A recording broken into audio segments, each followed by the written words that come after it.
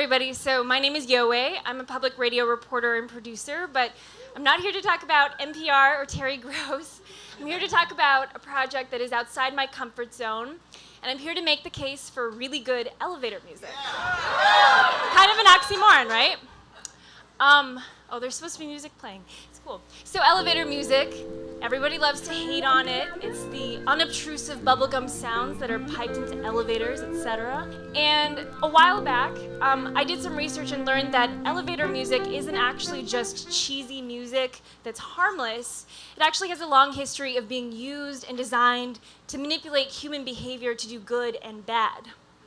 So, for example, going back to the Middle Ages, monk musicians would sing Gregorian chants as a kind of medieval muzak to uplift agricultural workers. And more recently, Ukrainian troops have been blasting the music of Cher to fight against Russian propaganda being broadcast over public speakers. So anyways, the modern muzak that we all know was invented in the 1930s by a former World War I brigadier general. And his company was called Muzak. And there have been a lot of studies done that show that Muzak can actually create a sense of well-being. It can combat stress. It can combat fatigue. It can even enhance sales. And there have been a lot of companies over the years that have taken advantage of these qualities. So, for example, department stores and supermarkets, they would play a deliberately slower tempo background music so that customers would linger longer and buy more things. Another example is workplaces and factories would play something called stimulus progression to boost worker productivity and morale. So it's where you play 15-minute blocks of music that increase in tempo and complexity and then put it all on loop. So anyways, I found this all kind of sinister, and it gave me this idea for an experiment.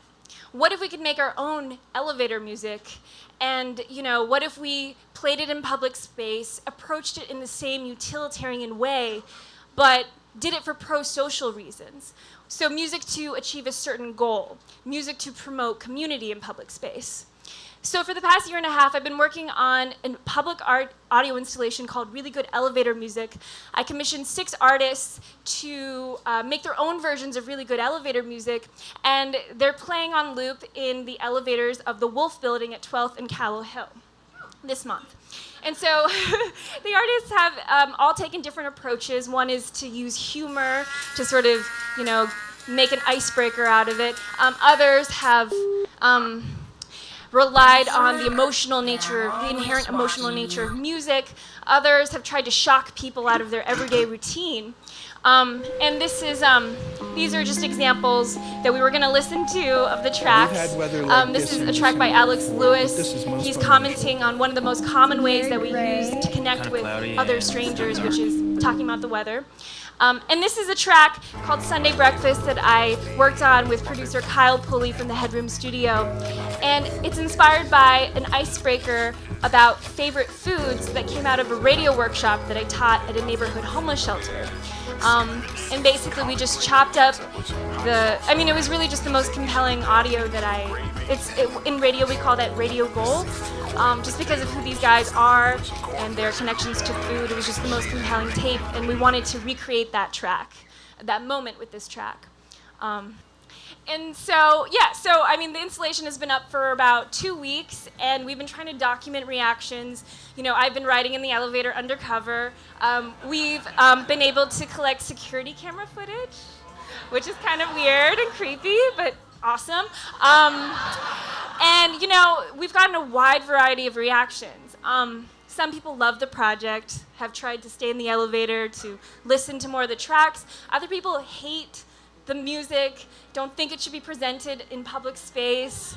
I don't know it's hard to say whether or not we are achieving our goal of promoting community with these tracks, but I think at least we're stimulating conversation in these elevators and getting people to just think about the potential of these everyday spaces in our daily lives.